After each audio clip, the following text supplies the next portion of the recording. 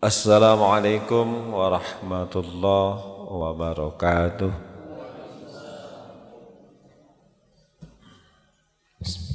Allahu Akbar, Allahu Akbar,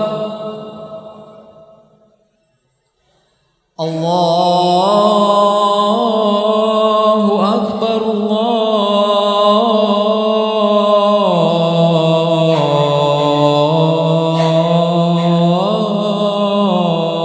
Akbar.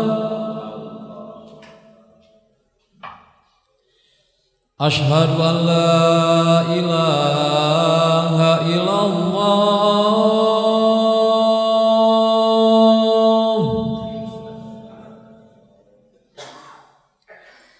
Asyhadu an la ilaha illallah.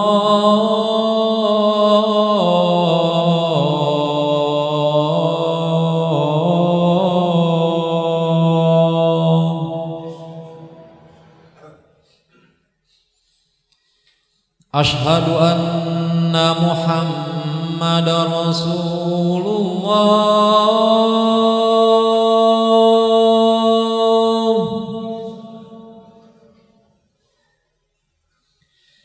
Asyhadu anna Muhammadar Rasulullah.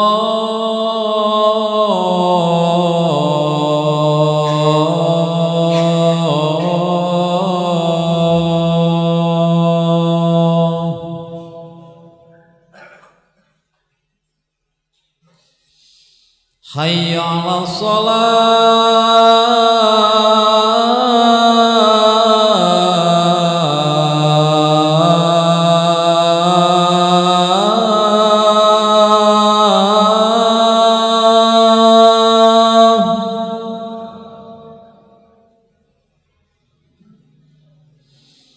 Hayya 'alas shalah.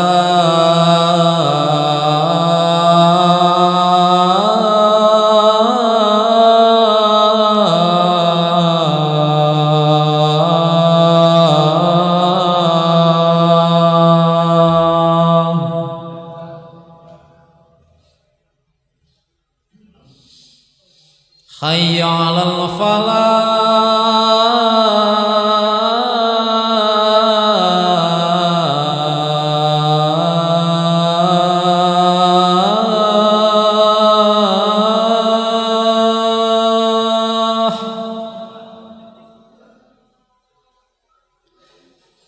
Hayya 'alal falah.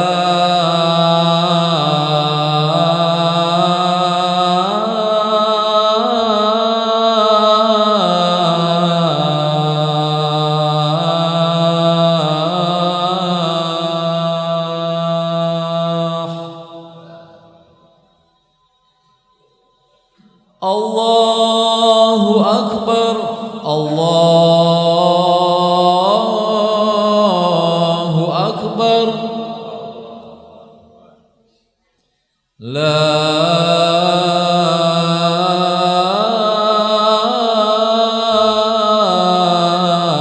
ilaha illallah.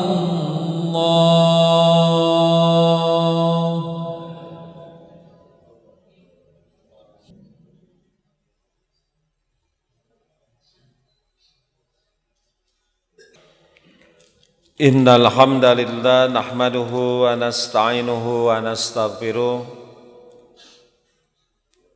wa na'udzu billahi min shururi anfusina wa min sayyiati a'malina.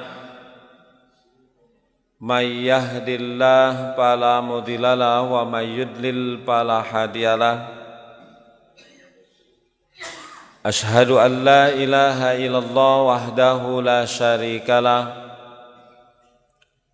wa asyhadu anna Muhammadan abduhu wa rasuluh alladzi la nabiyya ba'dah, amma ba'du. Sidang Jumat yang dimuliakan Allah Subhanahu wa taala. Alhamdulillah, Allah masih memberi kesempatan kesehatan kepada kita sekalian sehingga bisa melaksanakan ibadah Jum'ah. Semoga saja ibadah yang kita laksanakan bisa menghapus dosa-dosa kita minimal di antara 2 Jum'ah. Amin. Ya Allah, ya Rabbal Alamin. Hadirin sidang Jumat sekalian, sebagaimana dimaklumi bahwa bulan Ramadan adalah bulan yang penuh barokah. Kebarokahan bulan Ramadan harus menjadi wasilah kita mendapatkan lapisan-lapisan kebarokahan. Salah satu target utama, target prestisius yang harus kita kejar, yang harus kita capai di bulan Ramadan ini adalah naiknya derajat kita jadi manusia-manusia yang bertakwa. Karena itu adalah puncak derajat paling tinggi dalam agama kita. Sehingga manakala ketakwaan kita raih melalui barokah bulan Ramadan, maka keberkahan hidup akan selamanya kita dapatkan. Lau anna ahlal qura amanu wattaqau lafattahna alaihim barakat.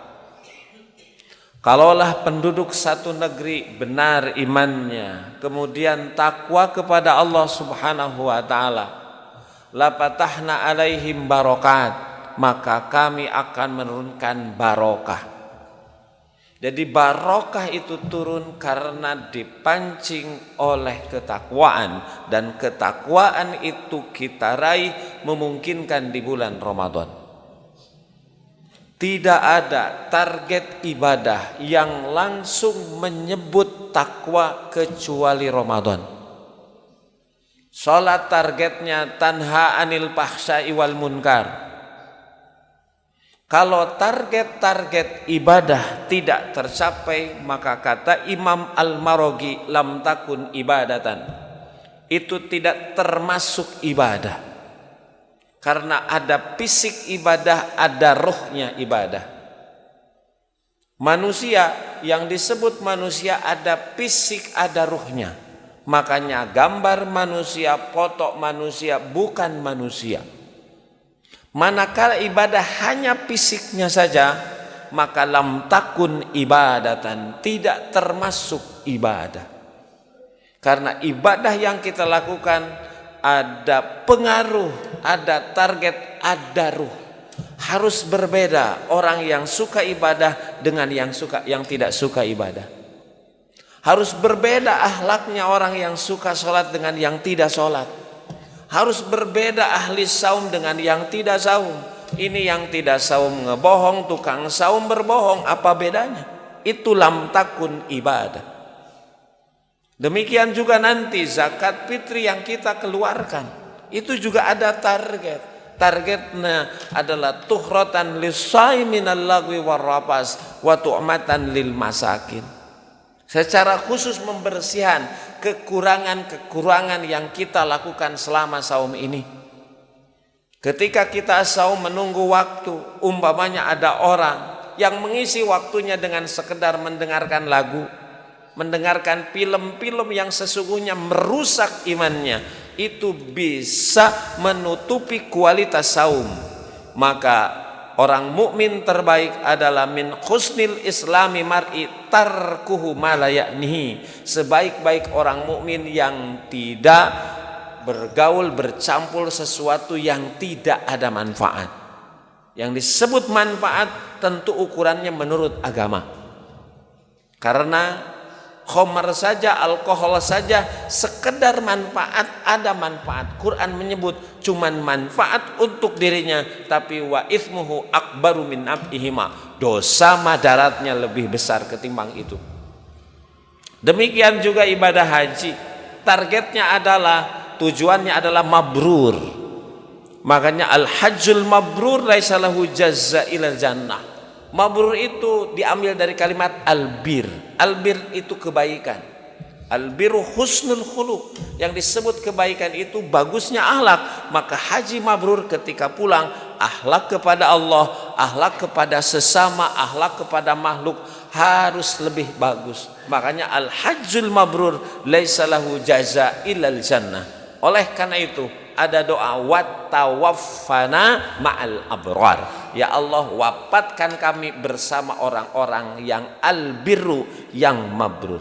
Sidang Jumat sekalian, ternyata tidak ada target ibadah yang langsung jantungnya langsung takwa kecuali saum, la'allakum tattaqun. Di ayat pertama saum langsung disebut la'allakum tattaqun.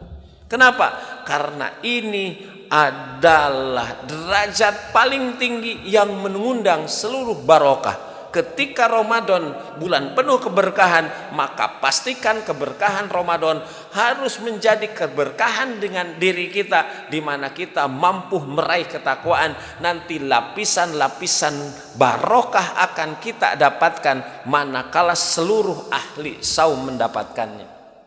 Apalagi kalau kita melihat penjelasan-penjelasan ayat lain, keterangan-keterangan lain, bahwa tidak ada orang yang takwa, paling takwa di dunia, paling hebat ketakwaannya kecuali Nabi kita, Nabi Muhammad sallallahu alaihi wasallam.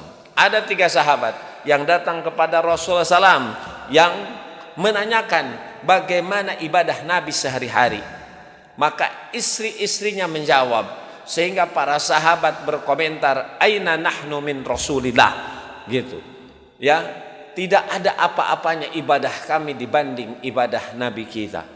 Tapi namanya juga sahabat. Ketika jarak jauh antara ibadahnya dengan ibadahnya Nabi, tidak membuat dia putus asa dan mati kutu sehingga punya apologi, punya alasan membenarkan. Tidak, tapi para sahabat bersemangat untuk pastabikul khairat. Tapi nanti di ujung riwayat itu kita melihat bahwa keinginan sahabat untuk mengejar amal ibadah sehingga tidak sama pun mendekati posisi Nabi itu ditegur karena caranya tidak sesuai. Tapi Nabi menjelaskan, inna akhsyakum wa atqakum billahi ana. Tidak ada orang yang paling takut kepada Allah, paling takwa di seluruh dunia kecuali aku.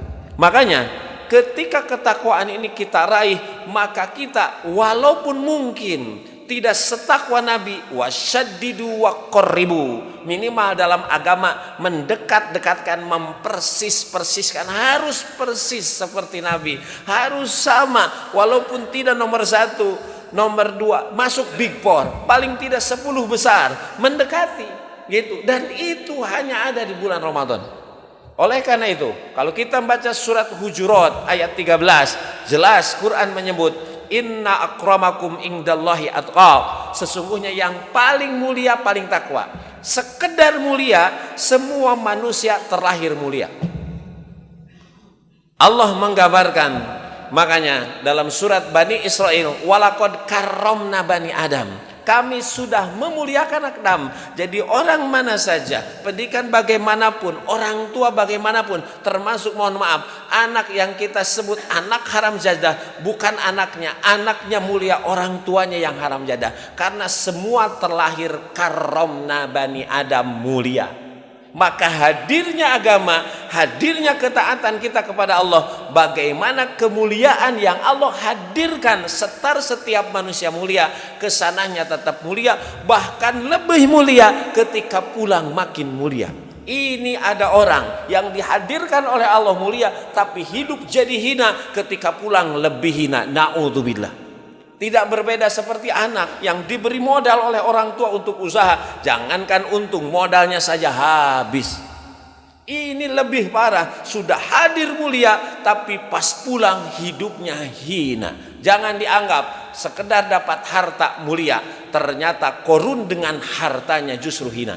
Jangan dianggap bahwa punya jabatan mulia, justru Fir'aun dengan jabatannya menjadi hina. Ternyata kemuliaan adanya di ketaatan kepada Allah Subhanahu wa ta'ala. Makanya sekedar mulia itu semua manusia mulia. Makanya ketika hidup bagaimana kemuliaan itu yang sudah kita diberikan oleh Allah menjadi tangga meraih kemuliaan yang paling mulia dengan menjadikan diri kita orang takwa. Lebih dari itu, sidang Jumat yang dimuliakan Allah, kita mengenal istilah wali. Kita mengenal istilah wali. Siapakah wali yang sebenarnya wali? Di mana wali yang kita pahami lebih pada style, lebih pada gaya, lebih pada tampilan fisik. Apakah begitu? Bukan. Bahkan pengertiannya lebih ke mistik. Bisa terbang di atas air, bisa menyembuhkan berbagai penyakit. Salah. Kalau kita membaca surat Yunus ayat 62-63, inna auliya Allah, sesungguhnya para wali Allah, sifatnya la khaufun alaihim walahum yahzanun. Sifat wali Allah, satu, hidupnya tidak ada rasa takut dan tidak ada rasa sedih.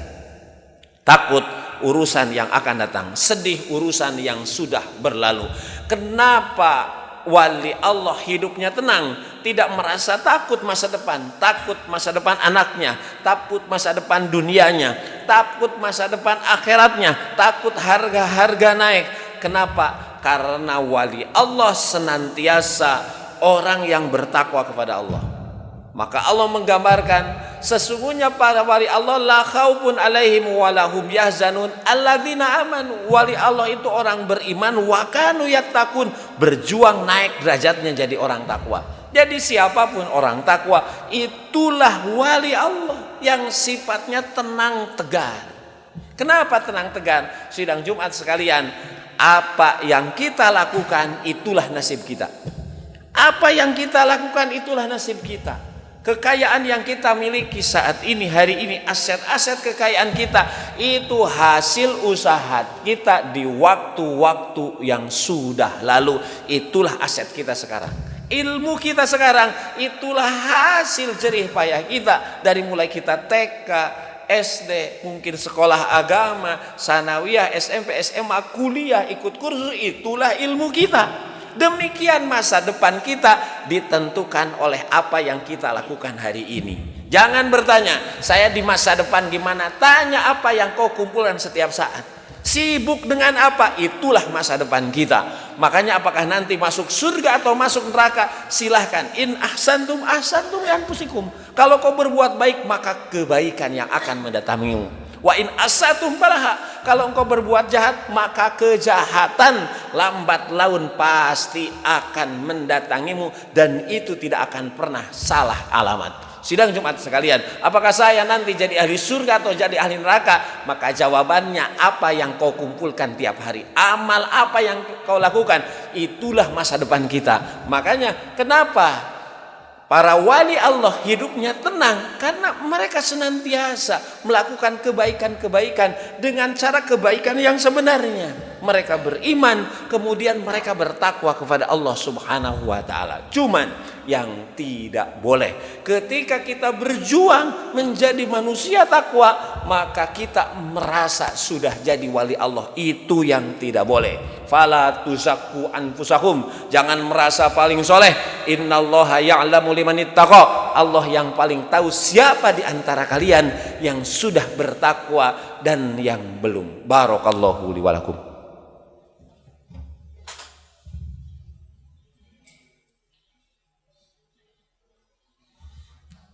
Innal hamdalillah nahmaduhu wa nasta'inuhu wa nastaghfiruh wa na'udzu billahi min shururi anfusina wa min sayyiati a'malina. May yahdihillahu fala mudhillalah wa may yudlil fala hadiyalah. Asyhadu an la ilaha illallah wahdahu la syarikalah wa asyhadu anna Muhammadan abduhu wa rasuluh alladzi la nabiyya ba'dah. Amma ba'du. Sidang Jumat yang dimuliakan Allah Subhanahu wa ta'ala, orang takwa mereka adalah orang yang full 100% taat kepada Allah. Agama itu tiga. Agama itu, aturan agama itu tidak. Yang pertama, melaksanakan seluruh perintah, baik yang tegas disebut wajib maupun yang sunat perintahnya disebut lembek. Yang kedua, menjauhi larangan Allah, baik yang haram maupun yang makruh. Yang ketiga, wal irsyadat, mengikuti petunjuk-petunjuk agama. Hadiyuhu sallam, petunjuk Nabi, sudah jelas urusan wudu, urusan sholat, urusan ibadah, urusan manasik, sudah jelas. Masuk ke WC saja mengikuti petunjuk Nabi. memakai pakaian mengikuti petunjuk Nabi, menyisir memakai petunjuk Nabi, berbicara petunjuk Nabi. Kemudian juga ketika dia berbagi bagaimana petunjuk Nabi. Jadi setiap langkah, setiap ucapan itu mengikuti wal irsyadat, itu mengikuti petunjuk-petunjuk Nabi. Bukan hanya urusan-urusan besar, urusan remeh, urusan sepele, mengikuti petunjuk Nabi. Ini yang disebut takwa. Selama dia tahu ilmunya, maka berjuang bagaimana bisa dilaksanakan walaupun termasuk urusan sederhana, urusan remeh-temeh. Makanya karena ketaatannya full kepada Allah Subhanahu wa taala, maka nanti kita melihat bahwa fadilah keutamaan orang takwa itu, wa may yattaqillah yaj'al lahu makhraj. Setiap masalah diberikan jalan keluar, wa yarzuqhu min haitsu la yahtasib. Ada juga rizki yang tidak disangka-sangka, banyak door prize. Bahkan wa may yattaqillah yaj'al min amrihi yusra. Kalau takwa kepada Allah, urusannya dipermudah. Kalau kita punya urusan seperti bola kusut yang tidak jelas pangkal dan ujungnya, cek punya takwa tidak. Pernah dalam satu peperangan di masa Umar bin Khattab, bahwa sudah 3 bulan peperangan tidak dimenangkan oleh kaum muslimin, maka Umar mengecek secara halus amal-amal para sahabatnya. Ternyata para pejuang, para sahabat ketika berjuang, ketika berperang, ternyata meninggalkan ketakwaan walaupun urusan-urusan sepele. Oh, mereka ketika mau sholat, mereka tidak gosok gigi. Pan sunnahnya laula an asuqu ala ummati la amartuhum bisiwak inda kulli sholat. Kalau tidak memberatkan umatku, aku menyuruh umatku bergosok gigi sebelum dia melaksanakan. Itu urusan sepele. Ternyata pejuang-pejuang Islam itu tidak melaksanakan itu. Ini yang menghalangi kemenangan. Itulah yang disebut di dalam Quran, in tansurullah yansurkum wa yutsabbit aqdamakum. Oleh karena itu, sidang Jumat yang dimuliakan Allah Subhanahu wa taala, maka ada keterangan yang menyebutnya seseorang tidak mungkin mencapai derajat takwa kecuali dia terbiasa melaksanakan yang sunat sebagaimana dia melaksanakan yang wajib. Demikian dia meninggalkan yang makruh sebagaimana dia mampu meninggalkan yang haram. Jadi urusan-urusan sepele saja diperhatikan. Nah, oleh karena itu nanti kita melihat orang takwa itulah yang disebut orang pintar dalam Quran. Wattaqullah wa yu'allimukumullah. Bertakwa kepada Allah, hidupmu dipintarkan. Jadi kepintaran yang sebenarnya bukan kepintaran yang disematkan oleh manusia. Karena disematkan oleh manusia terlepas mungkin ada niat, tapi kepintaran yang sesungguhnya, kepintaran hidup manakala memahami hakikat hidup sebenarnya. Makanya dalam hadis riwayat Imam Abu Daud Al-Qais yang disebut orang cerdas, orang pintar, man dana nafsahu wa amila lima ba'dal maut, di mana dia berbekal untuk hidup setelah mati. Kehidupan sebenarnya bukan di sini, kehidupan sebenarnya di sana. Kehidupan di dunia itu kehidupan yang semu, namanya saja dunia. Dana yadnu dunia, tidak lama, sebentar. Maka kata Rasulullah, ammamur ummati ma baina sittin was sab'in. Umur umat kami rentang antara 60-70. Kalaupun ada lebih, jumlahnya tidak banyak. Bukan di sini, di sana. Wa ma hadhil hayatud dunya, tidaklah kehidupan dunia illa lahu wa laib wa madarul akhirah fahuwal hayawan. Kehidupan di akhirat, kehidupan yang sebenar-benarnya. Hidup selamanya, muda selamanya, kemudian sehat selamanya. Mata stahil anfus, ingin apa saja di dunia, jangankan tidak perlu usaha, diberikan oleh Allah. Makanya sidang Jumat yang dimuliakan Allah Subhanahu wa taala, maka orang yang pintar adalah orang yang memahami kehidupan sebenarnya, kemudian dia berbekal untuk hidup setelah mati. Di dunia kita disuruh datang ke satu tempat, kemudian tidak bawa bekal, berani tidak berani. Diberi bekal kurang, tidak berani. Itu maka sungguh luar biasa nekatnya kalau ketika orang mati, ketika mati tidak membawa bekal sedikit pun. Padahal maka kehidupan ke akhirat itu sendiri tidak ada yang bisa menolong. Ya ayyuhan nasu taqu rabbakum wakhshaw yauman, wahai manusia, takutlah kepada Tuhanmu, takut pada satu hari di mana orang tua tidak akan bisa menolong anak, anak tidak bisa menolong orang tua. Inna wa'dallahi haq, peristiwa di mana anak tidak bisa menolong orang tua menolong anak, itu hak, namanya hak. Hak itu sesuatu yang benar pasti terjadi. Di zaman Nabi sholat subuh 2 rakaat, saat ini di zaman modern 2 rakaat, itu namanya hak. Di zaman Nabi saum di bulan Ramadan, zaman sekarang Ramadan sama saum Ramadan, itu namanya hak. Di zaman Nabi sholat asar 4 rakaat, di zaman sekarang 4 rakaat, itu namanya hak. Kiblat dari zaman Nabi itu ke Ka'bah, dari kita juga ke Ka'bah, itu hak. Inna wa'dallahi haq, sesungguhnya kejadian di mana orang tua tidak bisa menolong anak, anak nggak bisa menolong orang tua, pasti terjadi. Fala taghurrannakumul hayatud dunya, jangan kau terpedaya dengan kehidupan dunia sehingga melupakan bekal sebenarnya untuk datang ke akhirat. Fatazawwadu, berbekal. Fa inna khairaz zadi taqwa, sebaik-baiknya bekal adalah ketakwaan. Sidang jemaat sekalian, pastikan, ini harus memastikan, bukan mungkin, pastikan ketika kita mati, pastikan kita sudah jadi ahli surga. Dan kepastian menjadi ahli surga hanya Allah berikan kepada orang yang status levelnya sudah takwa.